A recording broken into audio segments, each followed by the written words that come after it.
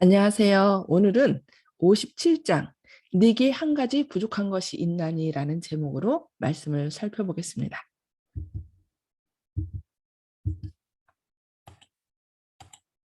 어, 예수께서 길에 나가실새 한 사람이 달려와서 꿇어 앉아 묻자오되 선한 선생님이여 내가 무엇을 하여야 영생을 얻으리까?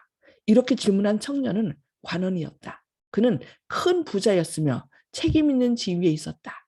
그는 그리스도께서 당신께 나온 어린이들에게 나타내신 사랑을 보았다. 그분께서 그토록 부드럽게 어린이들을 영접하여 그의 팔에 안으신 것을 본 그는 예수의 제자가 되기를 희망하였다. 예수께서 길을 가실 때에 그는 매우 깊이 감동되어 예수를 따라 달려가서 예수의 발 앞에 엎드려 그의 영혼과 모든 인간의 영혼에게 매우 중대한 문제를 성실하고도 열렬하게 다음과 같이 질문하였다. 선한 선생님이여, 내가 무엇을 하여야 영생을 얻으리까? 그리스도께서는 네가 어찌하여 나를 선하다 일컫느냐? 하나님 한 분 외에는 선한 이가 없느니라고 말씀하셨다. 예수께서는 그 관원의 성실성을 시험하고 자기를 선하다고 하는 그런 사고방식을 그에게서 뽑아내고자 하셨다. 그와 이야기하고 있는 분이 하나님의 아들임을 그가 깨달았을까? 그의 마음의 진정한 생각은 무엇이었을까? 예수님을 선하다 함으로 자기 자신을 선한 사람이라고 이렇게 드러내는 그런 질문을 했던 것 같습니다. 이 관원은 자기 자신의 의의를 높이 평가하였다. 그는 어떤 점에 있어서도 결점이 있다고 생각지는 않았으나 그러면서도 완전히 만족할 수는 없었다. 그는 그가 갖지 못한 어떤 것의 필요를 느꼈다. 예수께서 어린 아이들을 축복하신 것처럼 그를 축복해서 그의 영혼의 필요를 만족시키실 수는 없으실까? 이 질문에 대한 대답으로 예수께서는 영생을 얻으려면 하나님의 계명을 지킬 필요가 있다는 것을 그에게 말씀하시고 그의 이웃에게 대한 하나님의 의무를 보이는 몇 계명을 인용하셨다. 관원의 대답은 당당하였다. 이 모든 것을 내가 지켰사오니 아직도 무엇이 부족하니까. 그리스도께서는 마치 그의 생애를 환히 아시고 그의 품성을 살피는 것처럼 청년의 얼굴을 들여다보았다.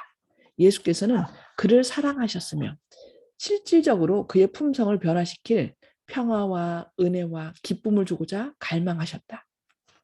예수께서는 네가 오히려 한 가지 부족한 것이 있으니 가서 네 있는 것을 다 팔아 가난한 자들에게 주라. 그리하면 하늘에서 보화가 네게 있으리라고 말씀하셨다. 예수께서는 이 청년에게 이끌리셨다. 이것은 내가 어려서부터 다 지켰나이다 라고 한 그의 확언으로 청년의 성실함을 아셨다. 구주께서는 그로 하여금 마음의 헌신과 그리스도인다운 선행의 필요를 깨달을 수 있게 해줄 분별력을 그의 마음속에 일으켜주기를 간절히 바라셨다. 그분은 하나님께 바칠 최고의 사랑을 의식하고 그 부족함을 그리스도의 완전하심 안에 숨기는 겸손하고 통회하는 마음을 그에게서 발견하기를 원하셨다. 예수께서는 만약 이 관원이 구원의 사업에 당신과 동역자가 된다면 이 청년이야말로 당신이 필요로 하는 도움이 될 것을 아셨다. 만일 그가 자신을 그리스도의 지도하에 둔다면 그는 선을 위한 한 능력이 되었을 것이다. 만일 그 관원이 구주와 연합했더라면 그는 자격, 즉 그로 사람들 가운데서 거룩한 능력이 될 수 있게 해주었을 자격을 구비하고 있었으므로 그리스도를 현저하게 드러내었을 것이다. 그리스도는 그의 성품을 꿰뚫어 보시고 그를 사랑하셨다. 그리스도에 대한 사랑이 그 관원의 마음에 일어나고 있었다. 왜냐하면 사랑은 사랑을 낳기 때문이다. 예수께서는 그가 당신의 동역자가 되기를 원하셨다. 예수께서는 그를 자기와 같이 하나님의 형상을 반사하는 거울로 만드시고자 하셨다. 예, 사랑은 사랑을 낳기 때문에. 예수께서는 그의 품성을 탁월하게 향상시켜 주께서 쓰실 수 있도록 성화시키기를 원하셨다. 만약 그 관원이 그때의 자신을 그리스도께 바쳤다면 그는 하나님의 그리스도의 임재의 분위기 가운데서 성장했을 것이다. 그가 이것을 선택하였더라면 그의 장래는 얼마나 달라졌을 것인가. 예수께서는 내게 오히려 한 가지 부족한 것이 있으니 네가 온전하고자 할진대 가서 네 소유를 팔아 가난한 자들을 주라. 그리하면 하늘에서 보화가 네게 있으리라. 그리고 와서 나를 좇으라 하고 말씀하셨다. 그리스도께서는 관원의 마음을 읽으셨다. 그에게는 부족한 것이 한 가지밖에 없었지만 그것은 대단히 중요한 요소였다. 그 한 가지가 뭘까요? 그는 심령 속에 하나님의 사랑을 필요로 하였다. 가장 중요한 하나님의 사랑이 없었네요. 이 부족은 부총되지 않으면 그에게 치명적이 될 것인 바. 이는 그의 온 성질이 부패하게 될 것이기 때문이다. 방종으로 말미암아 이기심은 더욱 굳어진다. 하나님의 사랑을 받기 위해서 자신을 최고로 사랑하는 그 마음을 포기해야만 하였다. 이 청년에게 부족한 것은 뭐였어요? 하나님의 사랑입니다. 그래서 하나님의 사랑을 받기 위해서는 자신을 최고로 사랑하는 그 마음을 포기해야만. 그러니까 이기심이죠. 이기심을 포기할 때 하나님의 사랑이 온전히 그를 충만케 한다는 그런 말씀입니다. 그리스도께서는 이 사람에게 하나의 시험을 주셨다. 예수께서는 그에게 하늘의 보화와 세속적 위대함 중에서 하나를 선택하도록 요구하셨다. 그가 만일 예수를 따른다면 하늘의 보화가 그에게 약속되었을 것이다. 그러나 자아를 포기하고 그의 의지를 그리스도께 주관하시도록 해야 할 것이었다. 예. 여기 자아를 포기하는 일이 먼저 있고 그의 의지를 그리스도께 주관하시도록 바친다면 하나님께서 그 나머지는 책임지신다는 겁니다.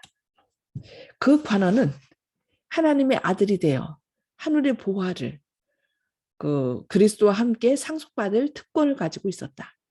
그러나 그는 십자가를 지고 구주를 따라 극기 길을 가야만 하였다. 그리스도의 말씀은 그 관원에게는 사실상 너희 섬길 자를 오늘날 택하라는 초청이었다. 선택은 그에게 달려 있었다. 예수께서는 그가 회개하기를 열망하셨다. 예수께서는 그의 품성의 병든 곳을 그에게 보이셨으며 청년이 그 문제를 저울질하고 있을 때 그 결과를 얼마나 큰 관심을 가지고 주목하셨던가. 만일 그가 그리스도를 따르기로 결정한다면 그는 모든 일에 그의 말씀을 순종해야 할 것이었다. 그는 그의 야심찬 계획을 포기해야만 할 것이다. 구주께서는 청년이 성령의 초청에 응하기를 바라시면서 얼마나 열렬히 간원하였으며 얼마나 갈급한 심령으로 그 청년을 바라보셨던가. 그리스도께서는 그 관원으로 하여금 그가 그리스도인의 품성을 완성시킬 수 있는 곳에 처하게 할 수 있는 유일한 조건을 말씀하셨다. 예수의 말씀은 엄격하고 가혹한 것처럼 보였지만 그것은 지혜의 말씀이었다. 이 말씀을 가지고 순종하는 것만이 관원에게 있어서 유일한 구원의 희망이었다. 예. 예수님의 사랑을 받아들이고 그 의지를 하나님께 내어 맡길 때 그 길만이 우리가 승리할 수 있는 길입니다. 그의 높은 지위와 재산은 그의 성품을 악으로 인도하는 교묘한 가마를 끼치고 있었다. 그것을 계속 간직한다면 그것들은 하나님 대신 그의 사랑을 차지할 것이다. 하나님께로부터 다소라도 물러가는 것은 도덕적인 능력과 효능들을 감소시킬 것을 계속 보유하고 있는 것이다. 이 세상 사물을 귀중히 여기면 그것들이 아무리 불확실하고 무가치할지라도 마음을 모두 빼앗고 말 것이기 때문이다. 그 관원은 재빨리 그리스도의 말씀의 뜻을 다 이해하고 슬퍼하게 되었다. 만일 그가 구주께서 주시겠다고 제의하신 선물의 가치를 깨달을 수 있었더라면 그는 지체 없이 그리스도의 추종자의 일원으로 가담하였을 것이다. 그는 명예로운 유대인의 공회의 일원이었다. 사단은 그의 장래가 유망하다고 아첨하면서 그를 유혹하고 있었다. 그는 하늘의 보화를 원하였지만 그의 재산이 가져올 현세 유익도 원하였다. 그는 이런 상태에 놓여 있음을 슬퍼하였다. 그는 영생을 원하였으나 기꺼이 희생하려고 하지 않았다. 영생의 값이 너무 큰 것처럼 생각되고 재물이 많음으로 그는 슬퍼하면서 떠나갔다. 안타까운 일이네요. 하나님의 계명을 지켰다는 그의 주장은 기만이었다. 그는 재산이 자기의 우상임을 보여주었다. 세상이 그의 애정의 첫째 자리를 차지하는 동안 그는 하나님의 계명을 지킬 수 없었다. 그는 선물의 시여자보다 하나님의 선물을 더 사랑하였다. 그리스도는 청년에게 당신과의 친교를 제의하셨다. 그는 나를 따르라고 말씀하셨다. 그러나 그에게 있어서 구주는 사람들 가운데서의 그의 이름이나 재물만큼 귀중하지 않았다. 보이지 않는 하늘보화를 위하여 보이는 그의 세상 재물을 포기하는 것은 너무 큰 모험이었다. 그는 영생을 주시겠다는 제의를 거절하고 떠나갔다. 너무 안타까운 일이죠. 때로는 세상의 재물과 학문과 그런 부하들이 결국 주님을 떠나게 하는 그런 요소가 된다는 것입니다. 그래서 저희가 때로 부자가 아닌 것을 인하여 감사해야 되고 너무 많이 배우지 않은 것을 감사해야 될 때가 있어요.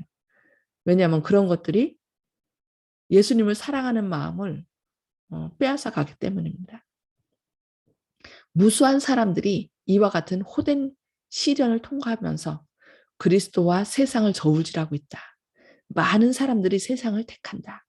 그들은 젊은 관원처럼 나는 이분을 나의 지도자로 모시지 않겠다고 마음속으로 말하면서 구주로부터 돌아선다. 이 청년에 대한 그리스도의 취급은 한 시물교훈으로 제시되었다. 하나님께서는 당신의 모든 종들이 따라야 할 행위의 규범을 우리에게 주셨다. 하나님의 율법에 대한 순종은 단순히 법문에 대한 순종이 아니라 실생활로 옮겨지고 품성으로 예증될 수 있는 순종이다. 하나님께서는 그의 나라의 시민이 되고자 하는 모든 사람들을 위하여 품성에 대한 당신 자신의 표준을 세우셨다고 말씀합니다. 그리스도와 동역자가 되고 주여 나의 모든 소유와 나의 전 존재가 당신의 것입니다 라고 말할 수 있는 사람만이 하나님의 자녀로 인정을 받을 것이다.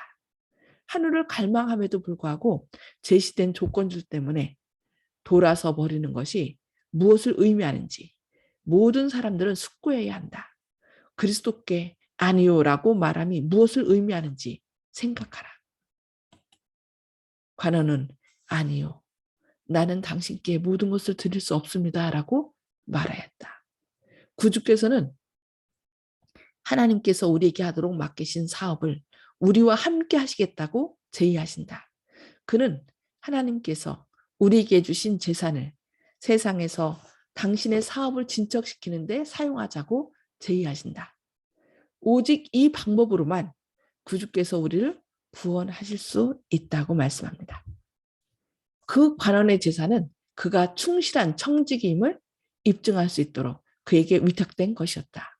그는 이 소유물을 도움이 필요한 자들에게 축복이 되도록 분배해야 할 것이었다.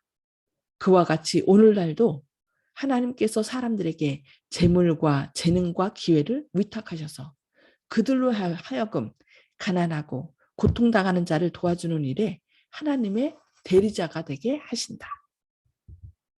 그에게 위임된 선물을 하나님께서 계획하신 대로 사용하는 자는 구주와 동역자가 된다. 젊은 관원의 경우와 같이 신임받는 높은 지위에 있고 재물이 많은 사람들에게는 그리스도를 따르기 위하여 모든 것을 포기하는 것이 너무도 큰 희생처럼 보이는지 모른다. 그러나 이것은 그리스도의 제자가 되고자 하는 모든 사람의 처세문이다. 순종만이 간합된다. 자신을 포기하는 것. 이것이 그리스도의 가르침의 요지이다. 자주 그것은 권위적인 것처럼 보이는 말로 제시되고 명령되었다. 자신을 포기하는 것. 이것이 바로 그리스도의 가르침의 요지랍니다. 내 자신을 포기할 때 하나님께서는 더 큰 하늘의 것으로 다 채워주시는 거예요. 그런데 그것이 하나의 시험거리죠. 그런데 많은 사람들이 다 포기해야 된다는 것, 자신을 포기해야 된다는 것, 내가 가진 움켜진 것을 포기해야 된다는 것 때문에 그냥 돌아서는 경우가 참 많이 있습니다. 왜냐하면 만일 마음에 품을 경우 사람을 송두리째 타락시키게 될 그런 것들을 잘라버리는 길 외에는 사람을 구원할 다른 방도가 없기 때문이다라고 말씀하고 있습니다. 그리스도를 따르는 자들이 주의 소유를 주님께 돌려드릴 때에 그들은 착하고 충성된 종아, 내 주인의 즐거움에 참여할지어다 라는 말을 듣게 되는 그날, 그들에게 주어질 보물을 쌓고 있는 것이다. 그 앞에 있는 즐거움을 위하여 십자가를 참으사 부끄러움을 개의치 아니하시더니 하나님 보좌 우편에 앉으셨느니라. 하나님 예수님께서 하늘의 모든 것을 버리고 이 땅에 오셔서 그의 생명을 우리에게 바치셨을 때 하늘의 보좌를 앉으실 거고 그 자리를 누구와 함께? 자신과 같이 모든 것을 버린 모든 사람들에게 그 자리를 함께 앉게 하신다는 것입니다. 그래서 우리도 예수님처럼 스스로 모든 것을 버릴 때, 모든 것을 버리고 하나님의 음성을 따라갈 때 그 사람도 어떻게 해요? 하나님 보좌 앞에 같이 보좌 우편에 함께 앉는다는 사실입니다. 구속받은 영혼들, 즉 영원히 구원받은 영혼들을 바라보는 기쁨이야말로 나를 따르라고 말씀하신 예수의 발자취를 따라가는 모든 사람들이 받을 보상이라고 이렇게 말씀하고 있습니다. 오늘 말씀은 여기까지 할 것입니다. 그리고 좀 나눔의 시간을 갖겠는데요. 제가 죄송합니다. 어제 좀 무슨 일이 미국에서 온 친구를 만나는 일로 제가 여기 뒤에 말씀 나눔을 정리한 줄 알았는데 제가 깜빡했고 정리를 못했습니다. 그래서 오늘 받은 말씀을 생각하면서 함께 나누는 시간을 갖도록 하겠습니다. 하나님께서 가장 우리에게 바라시는 것이 뭐라고 말씀하셨는지 혹시 기억하시나요? 자기를 부인하고 하나님 예수님을 따르라고 말씀하셨어요. 아멘. 맞아요. 근데 그게 쉬운 일인가요? 어렵죠. 예, 어려운 일이죠. 그래서 우리가 흔히 생각하기를 예수님 제자, 아니 좀 똑똑하고 좀 그런 사람들을 택하셨으면 더 빠르지 않았는가 그런 생각할 수도 있는데 오히려 그런 사람들, 이 관원도 예수님의 제자가 될 수 있었어요. 그죠? 그런데 나를 따르라. 모든 것을 한 가지 부족한 것이 있다 하면서 그 부족한 것이 바로 뭐였나요? 사랑이었어요. 재산이요. 네. 사랑. 재산 때문에 사랑. 하나님의 사랑. 그런데 결국 무엇 때문에? 재산 때문에. 재산 때문에 재산을 사랑하는 마음이 더 컸기 때문에 그냥 떠나간 걸 볼 수 있어요. 너무 안타깝죠. 그래서 예수님께서 그 제자들을 뽑으실 때 이 세상 지식과 재물로 가득 찬 사람들은 뽑지 않고 누구를 뽑으셨어요? 세일이나 자기 자신을 부족하다고 느끼는 어부들을 뽑은 것 같습니다. 그래서 오히려 제자들 가운데 가장 뛰어난 가룟 유다는 결국 어떻게 했어요? 예수님을 파는 그런 사람이 되었죠. 그래서 저는 오늘 이 말씀을 통해서 내가 부자고 너무 똑똑하지 않은 걸 감사하게 됐습니다. 제가 너무 부자였고 또 너무 많이 배웠다면은 내 것이 가득 차서 과연 하나님을 잘 따랐을까 하는 생각을 갖게 됩니다. 그렇다고 이제 배우는 것을 더디하면 안 되겠지만은 어쨌든 하나님께서 모든 것을 버리고 따르라, 자아를 포기하라 했을 때 포기하고 가면은 더 멋진 것으로 하나님께서 채워주신다는 거. 그래서 예수님 제자들은 모든 것을 버리고 왔을 때 비록 그들이 죽임도 당하고 순교하고 그랬지만 지금까지 우리에게 어떻게 해요? 예수님의 제자로 묘사되고 있고 또 하늘은 그들을 위하여 준비되었습니다. 그래서 하늘에 가면은 예수님의 그 12지파도 얘기하지만 12 제자의 이름도 하늘 보좌에 그 안에 뭐죠? 예루살렘 성 각 12진주문 있잖아요. 그 12진주문이 12지파문도 되고 12 제자. 그래서 아마 우리가 거기 들어갈 때 그 12제자의 특성이 다 다르잖아요. 그것처럼 우리의 특성 가운데 그 비슷한 문으로 들어가지 않을까 하는 생각 듭니다. 그래서 이 세상 것을 다 포기할 때 하나님께서는 어떻게 해요? 예수님께서는 우리를 하늘의 것으로 채워주신다는 거 너무 감사합니다. 자, 오늘 말씀을 좀 감명받은 것을 좀 나눠주시기 바랍니다. 조영식 형제님. 예, 이 부적 관원에 대해서 뭐라고 평가할 수가 없을 것 같습니다. 저는 사실 이 관원은 한 가지 주님에 대한 사랑이 부족했다고 했지만 저는 사실 이 관원만큼 살고 있다고 생각 못하기 때문에 감히 그 정도까지 이 관원에 대해서 이렇고 얘기할 자격도 없다고 생각하기 때문에 이 관원은 참 대단한 사람이라고 생각합니다. 그렇기 때문에 오늘 다시 한번 저를 바라보기를 좋은 얘기라고 생각합니다. 아멘. 아멘. 예, 그렇죠. 한 가지 부족하다겠지만 우리는 한 가지가 아니라 여러 가지가 더 부족한 것이라 진짜 우리가 누구를 평가할 수 없는 것 같습니다. 그리고 또 한 가지 우리가 알 것은 하나님이 참 각 개인의 그 자유의지를 존중한다는 거. 여기서 그 관원의 이름을 얘기를 안 했어요. 그 사람의 뭐가 있기 때문에 자존심이 있기 때문에 그 사람을 존중해 주는 그런 문제로 그 성경에서는 예수님의 길을 따르지 않은 사람들의 이름은 그 여기 등장시키지 않은 걸 볼 수 있습니다. 그냥 어떤 사람 이런 식으로. 자, 송 집사님. 우리가 예수님을 믿는다고 하지만 이 오늘 말씀을 비교해 볼 때 참 따르고 있는지 자신을 돌아보게 됩니다. 예. 그래서 자기 십자가 나를 따르고자 하는 자는 자기를 부인하고 자기 십자가를 지고 따르라라고 그렇게 얘기했는데 그게 살 길이래요. 우리 힘으로는 이 죄악 세상을 헤쳐나갈 수 없기 때문에 나를 부인하고 따라 나갈 때 예수님께서 모든 걸 책임져 주시기 때문에. 근데 참 그 자아를 사랑하는 마음을 내려놓는다는 것이 쉽진 않죠. 근데 움켜진 것을 이렇게 펼치기만 하면 하나님께서 여기에 모든 것을 다 채워주시는데 참 우리 앞으로 우리 자신을 이렇게 움켜진 손을 펼치는 연습을 해야 될 것 같습니다. 감사합니다. 자, 윤 장로님. 예. 우리나라 사람들이 하는 말 중에 무슨 말이 있냐면요. 주먹은 가깝고 법은 멀다는 말이 있어요. 그래서 이 사람도 세상에 있는 재물은 가까이 있고 하늘은 사실은 너무 멀게 보이는 거예요.